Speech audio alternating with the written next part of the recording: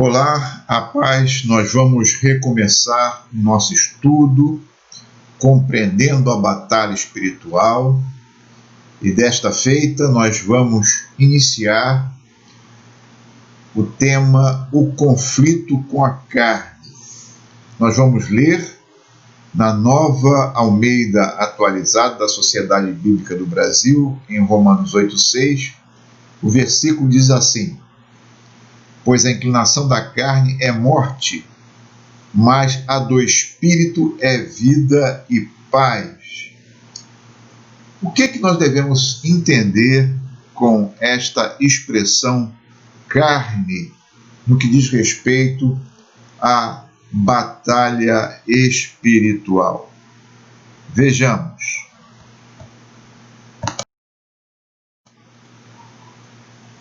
A carne, conforme Paulo registra nesse texto aos Romanos e em Romanos 7,15,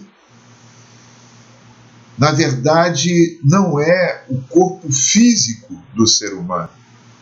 Carne quer dizer a natureza decaída do ser humano.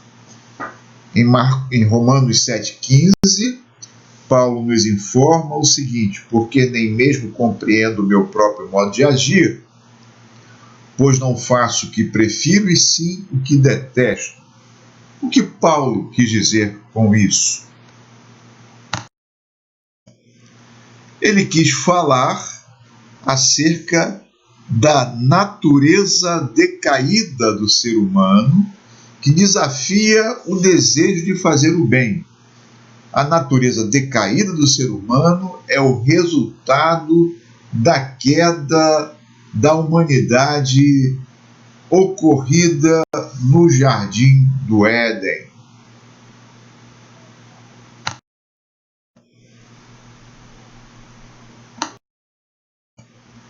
Essa natureza decaída que foi dada aos seres humanos a partir da queda de Adão e Eva no Jardim do Éden, persiste até hoje, mesmo o ser humano conservando aquilo que nós chamamos de imago Dei. O que significa isso? A expressão imago Dei, imagem de Deus, ela busca clarificar a origem de todos os seres humanos, ou seja, que todo ser humano foi criado, ou foram criados, à imagem e semelhança de Deus.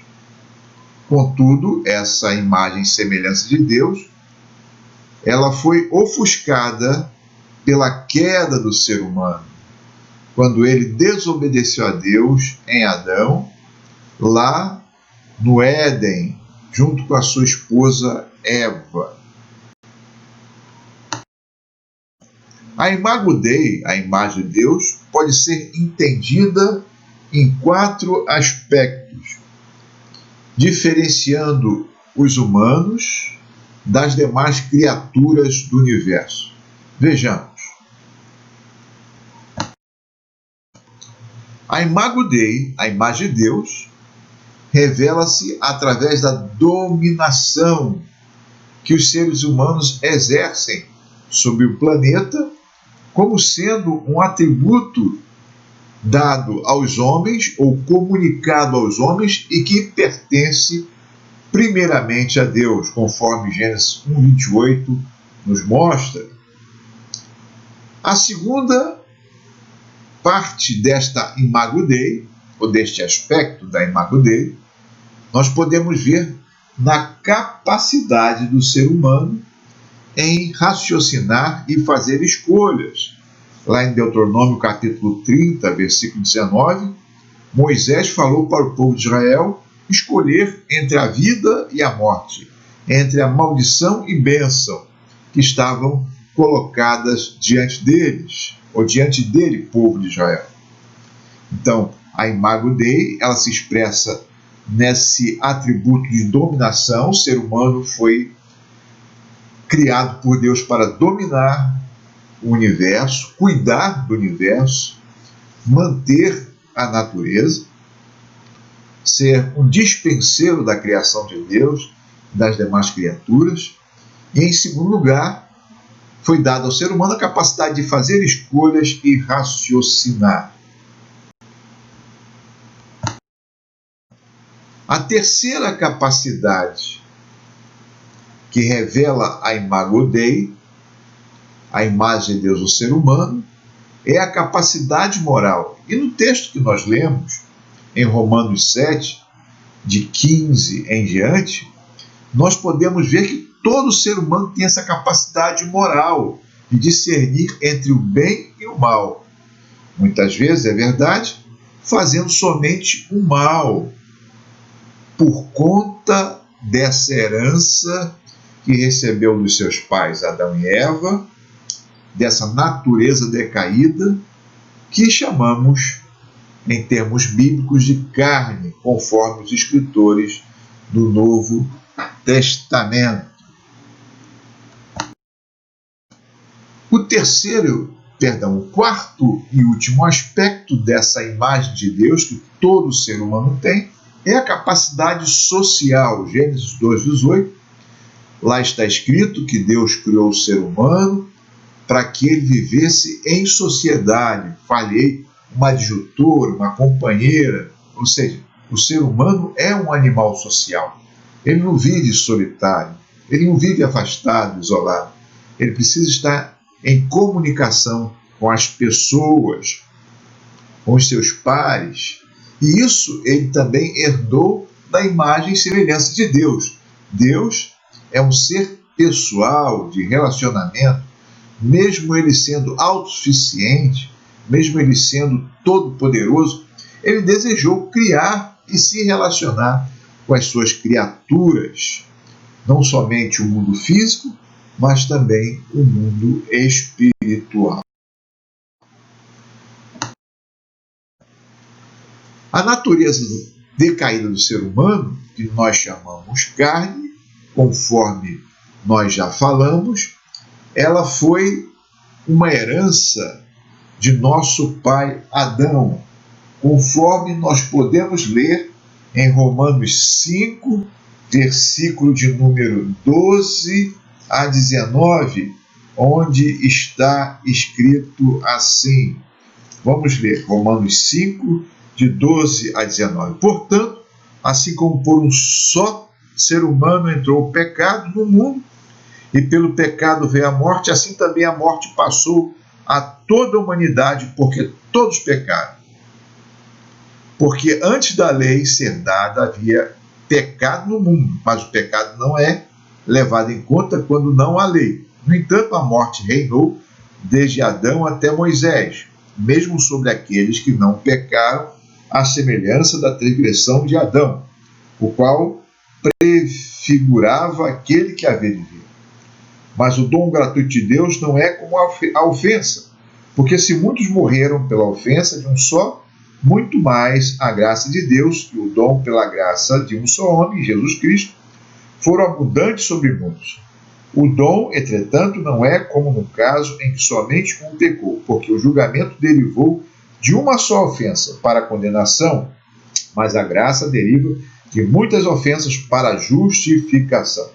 Se a morte reinou pela ofensa de um, e por meio de um só, muito mais os que recebem a abundância da graça e o dom da justiça reinarão em vida por meio de um só, a saber, Jesus Cristo. Portanto, assim como por uma só ofensa veio o juízo sobre todos os seres humanos para a condenação, assim também por um só ato de justiça veio a graça sobre todos para a justificação que dá a vida.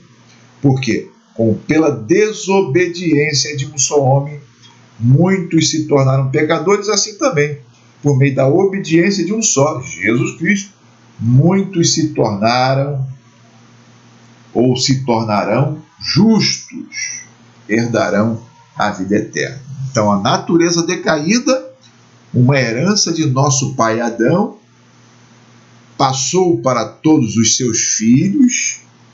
Todos nós que somos humanos somos filhos de Adão e Eva, e a partir de então, pecadores, destituídos da graça de Deus, mas, através de Cristo, podendo alcançar salvação.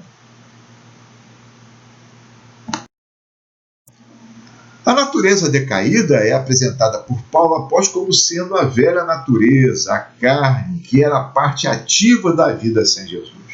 Isso nós podemos encontrar no livro da Batalha Espiritual de Paulo, que é a carta de Paulo aos Efésios, no capítulo 4, versículos 22 e 24, que diz assim, Efésios 4, 22 a 24. Quanto à maneira antiga de viver, vocês foram instruídos a deixar de lado a velha natureza, que se corrompe deixando desejos enganosos, e a se deixar renovar no espírito do entendimento de vocês, e a se revestir da nova natureza, criada segundo Deus, em justiça e retidão, procedentes da verdade. Essa velha natureza é a carne do ser humano, ou seja, a sua natureza decaída, a sua natureza rebelde, a sua natureza afastada de Deus, que precisa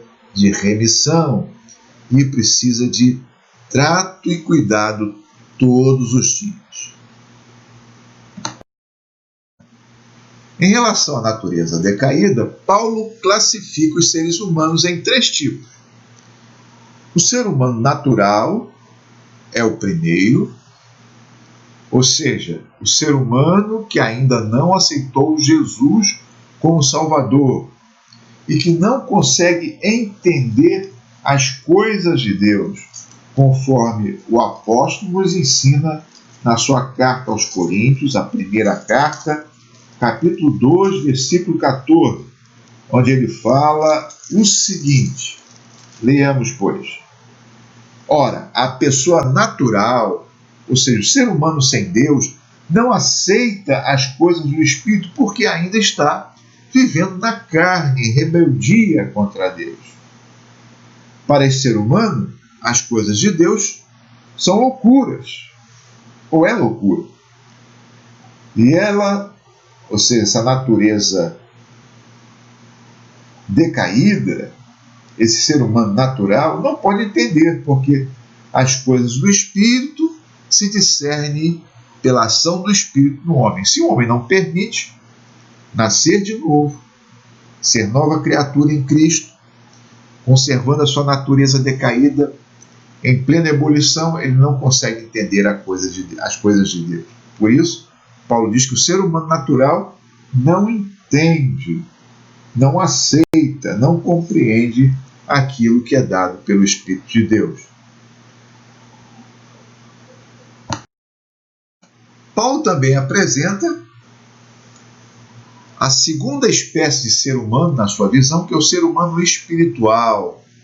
1 Coríntios 3, versículo 1 diz: Eu, porém, irmãos, não pude falar a vocês como a pessoas espirituais. O que é uma pessoa espiritual? Uma pessoa que nasceu de novo e mantém a sua comunhão plena com Deus, de uma vida em santidade, de uma vida vinculada ao Senhor, procurando agradar Deus em tudo o que faz e experimenta. Mas Paulo continua a classificar os seres humanos em relação à sua natureza decaída, à sua carne.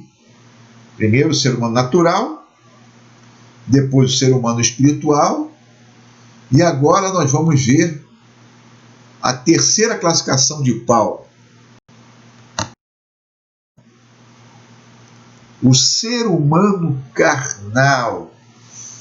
O que significa isso? 1 Coríntios 3, versículo 1. Leamos novamente. Eu, porém, irmãos, não pude falar a vocês como a pessoas espirituais, e sim como pessoas carnais, como crianças em Cristo. Ou seja, o que é o homem carnal? Não é o homem natural. O homem carnal é aquele que um dia nasceu de novo, todavia não fez a manutenção necessária da sua vida de fé, da sua comunhão com Deus, e permite que a sua natureza decaída comece a ter novamente a supremacia na sua vida. E aí começa a viver de uma forma insólita, de uma forma distanciada e de uma forma de pouca ou nenhuma comunhão com Deus. A natureza decaída do ser humano, a carne, é uma aliada do inimigo na batalha espiritual. Paulo cita isso na carta aos Romanos, no capítulo 8, versículos 7 e 8, em que diz: porque a inclinação da carne é inimizade contra Deus, pois não está sujeita à lei de Deus, a carne, nem mesmo pode estar. Portanto, os que estão na carne não podem agradar a Deus. Eis o problema: se eu me mantenho distanciado de Deus, se eu não faço o meu dever de casa e vivo uma vida de santidade para com o Senhor, alimento a minha carne, a minha natureza decaída, a minha natureza rebelde, eu vou desagradar sempre a Deus e vou abrir uma porta enorme para o inimigo de Deus e das almas humanas, Satanás, reinar. A natureza decaída do ser humano foi detalhada por Paulo apóstolo, expressando-se e influenciando o ser humano de maneiras diversas, conforme nós lemos em Gálatas, capítulo 5, versículos 19 e 21, onde o apóstolo diz assim: ora, as obras da carne são conhecidas e são imoralidade sexual, impureza, libertinagem, idolatria, feitiçarias, inimizades, rixas, ciúmes, iras, discórdias, divisões, facções, invejas, bebedeiras, orgias e coisas semelhantes a essas. Declaro a vocês, como antes já os preveni, que os que praticam tais coisas não herdarão o reino dos céus, o reino de Deus. Então, a natureza decaída do ser humano permite que essas obras da carne apareçam e com elas o inimigo das nossas almas, ele começa a ter parte ativa na vida humana, dominando essa pessoa, manipulando esse ser, fazendo com que este homem ou com que esta mulher, que mesmo tendo nascido de novo, vai ser dirigida ou dirigido pelo inimigo, e ele então encontrará espaço suficiente para fazer o pior na vida destas pessoas. A natureza decaída proporciona isso. A carne não é, em hipótese alguma, aqui, não é o físico, o corpo do ser humano. Carne, frisamos novamente, quer dizer esta parte do ser humano que ainda conserva a herança adâmica e se rebela contra Deus. Por isso que ela produz essas obras, que Paulo chama de as obras da carne, que é o inimigo das nossas almas, tal como é também o mundo e tal como é Satanás. O mundo e a carne são aliados de Satanás na batalha espiritual contra as almas humanas, para levá-las à perdição. Por quê? Como Paulo falou, aqueles que praticam todas as obras da carne, ou que fazem as obras da carne, como está escrito em Gálatas 5, versículos de número 21, essa pessoa não vai herdar o reino de Deus, infelizmente.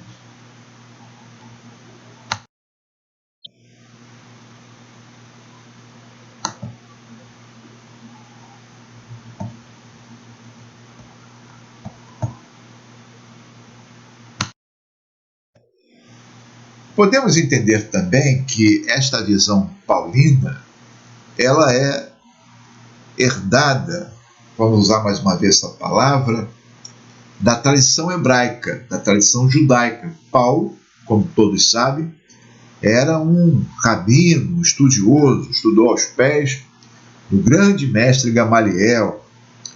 E no judaísmo há essa concepção de Yetzer Hatov, ou seja, a inclinação boa, e Yetzer Hara, a inclinação má. E os rabinos ensinavam isso. A inclinação má é fazer o que Deus não quer. A inclinação boa é fazer o que Deus quer. Yetzer Hatov significa fazer o que Deus quer. Significa ter comunhão com Deus. Significa respeitar aquilo que Deus falou na sua Torá, na sua lei. Enquanto Yetzer Hara significa fazer aquilo que Deus não quer. É a má inclinação. É fazer tudo o que Deus desaprova. Foi o que foi o que Moisés falou ao povo de Israel, quando colocou a bênção e a maldição para o povo. Permitir que a inclinação boa ela seja otimizada, aumentada, e fazer com que a inclinação má ela seja minimizada, diminuída. Yetzer Hatov, inclinação boa, Yetzer Hara, inclinação má.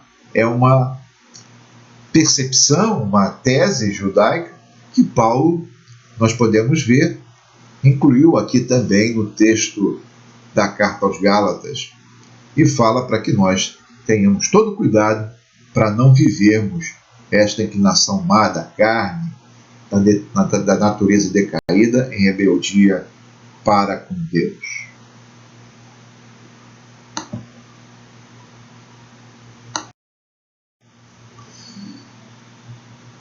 A lista das obras da carne em Gálatas 5, 19 e 21 diz o seguinte: ora, as obras da carne são conhecidas e são imoralidade sexual, impureza, libertinagem, idolatria, feitiçarias, inimizades, rixas, ciúmes, iras, discórdias, divisões, facções, invejas, bebedeiras, orgias e coisas semelhantes a esta. Declaro a vocês, como já os preveni, que os que praticam tais coisas não herdarão o reino de Deus. Olha que coisa perigosa! Dar vazão à carne, à natureza decaída, a este aliado de Satanás, que não é o corpo humano, pode levar a pessoa a não herdar o reino de Deus. Por isso que Paulo chama a atenção. Nós vamos ver estas obras da carne de uma forma bastante cautelosa, cuidadosa e vagarosa, para que possamos entender aquilo que o apóstolo Paulo quer nos ensinar. A primeira palavra, a primeira obra da carne, que Paulo cita, é porneia. Nós vamos já falar a respeito desta obra da carne. Antes de começarmos a examinar mais detalhadamente a lista das obras da carne, conforme aparece em Gálatas 5, 19 e 21, nós já começamos a ler, ou nós já lemos, há dois fatos preliminares que devemos notar. Em primeiro lugar, a lista em algumas versões, como o Rei Varela, por exemplo, aparece o termo moiquia, ou moiqueia, adultério, depois de inveja, de assassínio, fonói. Estes não devem ser incluídos na lista porque aparecem em alguns poucos manuscritos de data posterior. Mas nós vamos entender já. Em segundo lugar, ao examinar as diferenças entre as diversas traduções, será notado que às vezes algumas palavras aparecem no singular e às vezes no plural. Isto não se deve a textos diferentes nos vários manuscritos originais, nem a erros ou inexatidões de traduções. Deve-se a um hábito da língua grega, Quando o substantivo abstrato, como prostituição ou imoralidade, é usado no plural, frequentemente significa manifestações ou demonstrações ou exemplos daquela qualidade que o substantivo denota no singular. Por exemplo, timos, que é a forma singular da palavra ira. Timói é a forma plural, que significa explosões de ira, ou seja, os atos de ira. Segundo, fitnos, inveja. É fitnoi, significa demonstrações de inveja. Muitas destas palavras na lista das obras da carne são, na realidade, formas no plural. E significam demonstrações e atos da qualidade que denotam. E, portanto, é possível traduzi-las em português pela forma singular ou plural. Às vezes, na realidade, o singular é a forma mais correta em português. Vamos examinar uma por uma. A primeira da lista, que na nossa versão da Nova Almeida atualizada é traduzida como imoralidade sexual, é a palavra porneia no grego, prostituição, fornicação ou imoralidade. Na Bíblia de Jerusalém, traduz-se por fornicação. Na Almeida Revista Corrigida, ou Almeida Revista Atualizada, prostituição. Na Bíblia em linguagem de hoje, assim como na Bíblia da Nova Almeida Atualizada, que nós acabamos de ler, é imoralidade. E na Bíblia Viva, pensamentos impuros. Porneia é usada aqui como uma palavra bem geral para as relações e relacionamentos sexuais ilícitos e imorais. A derivação provável da palavra lança raios relevantes de luz sobre a atitude mental por trás dela. Porneia é a prostituição e pornê é a prostituta ou prostituto. Há probabilidade que todas essas palavras tenham ligação com o verbo pernig, que significa vender. Essencialmente, porneia é o amor comprado ou amor vendido, o que não é amor de modo algum. O erro grande e básico nisto é que a pessoa com quem semelhante amor é satisfeito não é realmente considerada como pessoa, mas um objeto. Ele ou ela é um mero instrumento através de quem as exigências da consciência e da paixão são satisfeitas. O amor verdadeiro é a união total entre duas personalidades de modo que se torna uma só pessoa, e que cada uma acha a sua própria realização na união com a outra. Porneia descreve o relacionamento com que uma das partes pode ser comprada e descartada como objeto, e onde não há união de personalidade nem respeito por estas. É significativo o fato de que, com este pecado que Paulo começa, a vida sexual no mundo greco-romano, nos tempos do Novo Testamento, era um caos sem lei. Chapman, descrevendo os tempos em que vivia Luciano, na primeira metade do século II, escreve: Luciano vivia numa época que a vergonha parecia ter sumido da terra. Na Grécia, nunca tinha havido qualquer vergonha nas relações antes do casamento ou fora dele. Demóstenes escreve como se fosse uma coisa comum, como de fato era. Mantemos amantes para nosso prazer, concubinas para as necessidades diárias do corpo, mas temos esposa a fim de produzir filhos de modo legítimo e ter uma guardiã fidedigna dos nossos lares. Vejam que coisa. Isso pode ser encontrado no texto Contra Niera, citado por Ateneu, na sua obra. Nos dias primitivos de Roma, as coisas tinham sido muito diferentes e a pureza era a regra. Mas, nisto, os vencidos, ou seja, os gregos, tinham conquistado os vencedores, os romanos, e Roma aprendeu a pecar com a Grécia. Vejo Roma, disse Lívio, o historiador, a Roma orgulhosa, perecendo como vítima da sua própria prosperidade. Dificilmente é possível mencionar uma grande personagem grega que não tivesse sua retaira, ou seja, a sua amante. Frequentemente, essas amantes eram as mulheres mais belas e cultas da sua época. Alexandre Magno tinha sua Thaís, que depois da morte de Alexandre casou-se com Ptolomeu do Egito e tornou-se mãe de reis. Aristóteles tinha Repília, Platão sua Arquinesa, Péricles sua Aspásia, que, segundo se dizia, até mesmo escrevia seus discursos. Sófocles sua Arquippe, a quem deixou como herdeira, e Sócrates sua Metanéria. Frine, a mais famosa das cortesãs, era tão rica que se ofereceu a edificar um muro em derredor de Tebas, se os cidadãos aceitassem fazer nele a seguinte inscrição: embora Alexandre o tenha destruído, Frine, a cortesã, a prostituta, o restaurou. Texto de Ateneu. A atitude grega dificilmente pode ser melhor demonstrada do que pelo fato que, quando Solon diz que foi o primeiro a legalizar a prostituição e a abrir prostíbulos do Estado. Olha que coisa! Os lucros destes lugares eram usados para erigir templos aos deuses. Que coisa terrível! Quando a frouxidão moral grega invadiu Roma, tornou-se tristemente mais grosseira. Iberina, diz Juvenal, não se sente mais satisfeita com um só homem do que sentiria com um só olho.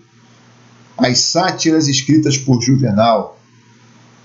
É um texto antigo onde ele registra isso.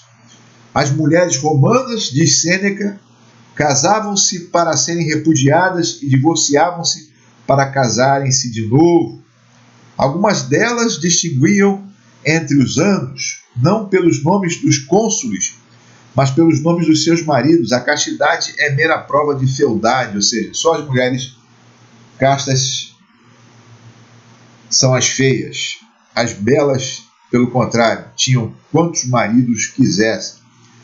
A inocência de Sêneca não é rara, é inexistente. Juvenal pinta o quadro das mulheres romanas passando pelo altar da modéstia com um sorriso sim. Quanto maior a infâmia, mais desenfreado o deleite, diz Tácito nos seus anais. Estava para chegar o dia em que Clemente Alexandria haveria de falar de certas mulheres como a personificação do adultério, da porneia, cingidas como Vênus, com um cinto dourado no seu vício. Clemente Alexandria, no seu Paidagogos, escreve ele. Estava para chegar o dia em que Alexandre Severo, um dos grandes e bons imperadores, forneceria ao homem que entrava no governo de uma província 20 libras de prata, 6 mulas, um par de asnos, um par de cavalo, 2 vestes para serem usadas no fórum, 2 para casa, uma para os banhos, 100 moedas de ouro, uma cozinheira, um muleteiro e uma concubina, caso o homem não tivesse esposa e que não podia viver sem mulher. Os escritos de Augusto Alexandre Severo. A classe alta da sociedade romana havia se tornado grandemente promíscua. Até mesmo Messalina, imperatriz, esposa de Cláudio, saía às escondidas do Palácio Real à noite, a fim de servir num prostíbulo público. Olha só que coisa terrível. Ela era a última a sair de lá, voltava ao travesseiro imperial com todos os odores dos seus próprios pecados. Escreve Juvenal nas suas sátiras. Pior ainda era a imoralidade desnaturada que graçava. Começou no lar imperial. Calígula, por exemplo, vivia conhecidamente em incesto habitual com sua irmã Drúzila. E a consciência de Nero nem sequer poupou sua própria mãe Agripina. Diz Suetônio no seu texto historiando o governo do imperador Nero. A sociedade, desde o mais alto escalão até o mais baixo, era cheia de homossexualidade. Este foi um vício que Roma aprendeu com a Grécia. Dollinger o chama de a grande enfermidade nacional da Grécia. Chapman diz que na Grécia esta degeneração não era pessoal, mas racial, até se tornar inerente e arraigada. Assemelha a um fungo nojento que se espalha resolutamente pela floresta. Chapman, no seu texto sobre Luciano, Platão e a moral grega. Nos seus diálogos, Luciano faz Licinho narrar: seria melhor não necessitar do casamento, mas seguir Platão e Sócrates, contentar-se com o amor dos meninos. Vejam só, prática da homossexualidade. Em outro diálogo, Luciano traz para o palco figura que representa Sócrates. Diz ele: eu sou amante dos meninos, conforme Sócrates falava, né? Nesse diálogo de Luciano, e sabem questões do amor. Qual é a sua atitude para com os meninos bonitos? Perguntam ele. Seus beijos, respondem, serão o galardão para os homens mais corajosos depois de terem realizado alguma proeza esplêndida. Isso está escrito no texto Filosofias à Venda, de Luciano. O Simpósio de Platão é classificado como uma das grandes obras de literatura. Seu assunto é amor, mas é o amor homossexual. Fedro começa o assunto. Não conheço, diz ele, qualquer bênção maior para um jovem que esta, principiando a vida do que um amante virtuoso, ou para o amante do que um menino querido. Platão, no Simpósio, escreveu isso. Gibbon escreve: dos 15 primeiros imperadores, Cláudio foi o único cujo gosto no amor era inteiramente correto. Júlio César era infame como amante do rei Nicômedes, da Bitínia. O rival da rainha chamavam-no a sua paixão e era o tema dos cânticos grosseiros que os soldados cantavam. Nero casou-se com um jovem castrado com o nome de Ésporo e passou com ele por todas as ruas de Roma em cortejo nupcial. Ele mesmo era casado com um liberto chamado Doríforo. Chegou ao ponto de emitir as lamentações de uma virgem sendo deflorada e ensinar em público os atos mais íntimos desta união indizível. Escreve Suetônio nas Memórias de Nero. Coisa horrorosa. O historiador fala de Adriano com sua paixão pelos homens e os adultérios com as mulheres casadas, que era o seu vício.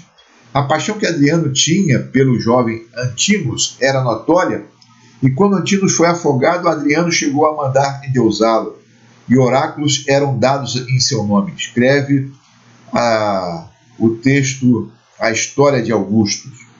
Alexandre Severo considerou a promulgação da legislação para proibir essas práticas, mas acabou resolvendo não fazê-lo porque acreditar que o vício seria apenas transferido para a prática sigilosa, visto que as paixões dos homens tornariam impossível eliminá-lo, ou seja, eles estavam cheios desta obra da carne chamada porneia.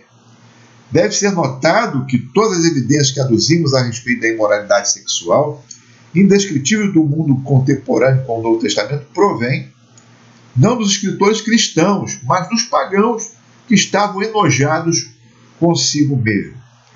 Paulo coloca-se contra a imoralidade sexual, espanta-se com o fato de que os coríntios não estão horrorizados diante do caso do homem que está coabitando com a esposa do seu pai, ou seja, cometendo incesto, 1 Coríntios capítulo 5, versículo 1. Deste pecado o homem deve arrepender-se, senão sua chamada vida cristã é zombaria, 2 Coríntios capítulo 12, versículo 21. O cristão deve abster-se totalmente de tal coisa, 1 Tessalonicenses 4,3, deve fugir dela, 1 Coríntios 6,18, deve mortificar essas atividades, Colossenses 3,5. É o único pecado em que o homem peca clara e inconfundivelmente contra o seu próprio corpo, 1 Coríntios capítulo 6, versículo 18. E o corpo não é para a imoralidade, mas para o Senhor. Isso aqui cabe uma explicação, porque no mundo greco-romano o corpo era desprezado. Por isso que quando Paulo começa a falar sobre a ressurreição do corpo no Areópago, ele foi desprezado. Tendo dito que a castidade era a única virtude completamente nova que o cristianismo introduziu no mundo pagão, e havia 3 razões porque a tarefa de introduzi-la foi uma dificuldade extraordinária. Primeiro, não havia uma forte frente de opinião contra a imoralidade. Imoralidade era o padrão, porné era o padrão no mundo greco-romano. Para o mundo greco-romano, a imoralidade nas questões sexuais não era imoralidade, era costume e prática estabelecida. Segundo, o prevalecimento das ideias gnósticas era um problema sério, porque os gnósticos, ainda que de forma incipiente naquele período do Novo Testamento, via o espírito como totalmente bom e a matéria como essencialmente má. Se a matéria é essencialmente má, logo o corpo, na visão gnóstica, não cristã, era maligno. Sendo assim, há duas possibilidades. Em primeiro lugar, a possibilidade do ascetismo rígido, que todos os desejos do corpo são rígida e vigorosamente negados. Isso é um erro. Em segundo lugar, a possibilidade de que um homem argumente que se o corpo é mau, não importa o que se faça com ele. Pode saturar e saciar os seus apetites, isso não tem importância alguma, porque o corpo, de qualquer maneira, algo perecível e maligno, errado também. Essas duas opiniões, na visão neotestamentária, na visão cristã, são totalmente contrárias à palavra de Deus, porque o corpo é templo do Senhor e deve ser preservado para o Senhor, e as bênçãos que Deus deu ao corpo, como o sexo sendo uma delas, deve ser praticado e vivenciado com pureza e santidade no casamento. Fica claro, portanto, que, em certo sentido, o gnosticismo poderia ser uma defesa para essa moralidade no mundo greco-romano, mas é um ensino totalmente errado do ponto de vista cristão. Uma coisa fica clara: nenhum gnóstico poderia dizer, em momento algum, que o corpo é para o Senhor, como Paulo explica muito bem e detalha na sua primeira carta aos Coríntios, no capítulo 6, no versículo 13, onde ele diz o seguinte: os alimentos são para o estômago, e o estômago existe para os alimentos, mas Deus destruirá tanto o estômago quanto os alimentos. Porém, o corpo não é para imoralidade, para porneia, para prostituição, para o amor que se vende, para o amor que se compra. Não é para isso. O corpo pertence ao Senhor e o Senhor para o corpo. O nosso corpo um dia ressuscitará. Aqueles que aceitam Jesus, vivem com Cristo, esse corpo será ressuscitado para a honra e glória do Senhor. Para o gnóstico, o corpo era a única parte do homem que nunca poderia ser para o Senhor. A mensagem cristã, no entretanto, fala da salvação do corpo, do homem total, corpo, alma e espírito. Isso é uma coisa nova. É uma pureza total. É algo que não se via no mundo greco-romano. Em terceiro lugar, o cristianismo teve de enfrentar uma situação onde, em muitos casos, a prostituição era vinculada à religião, como acontecia lá nos templos de Afrodite, em Corinto, onde milhares de mulheres desciam às ruas da cidade para não somente exercer sua profissão de prostituta, e subiam de novo ao templo para exercerem o seu sacerdócio, que era uma espécie de culto mesclado com rituais sexuais. O cristianismo tinha que enfrentar toda essa situação de religião falsa e imoralidade que andavam juntos. Ninguém precisa ficar atônico, porque Paulo começa a sua lista das obras da carne como os pecados sexuais. Ele vivia num mundo onde tais pecados graçavam. Naquele mundo, o cristianismo trouxe aos homens um poder quase milagroso para viver a pureza e a santidade.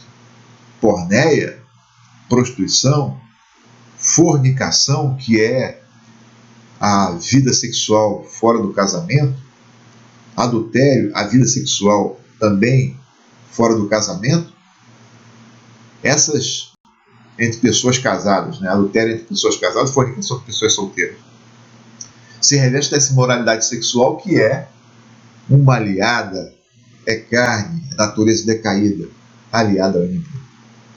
Nós vamos ficar por aqui, continuaremos na próxima lição com a palavra acatarsia, que é pensamentos impuros. Nós vamos já, dentro de algum tempo, entender um pouco mais sobre isso. Pense nisso. Deus chama você para viver em pureza e em santidade, para não fazer a obra da carne, porque o seu corpo, a sua vida, pertencem ao Senhor. Deus te abençoe. Amém.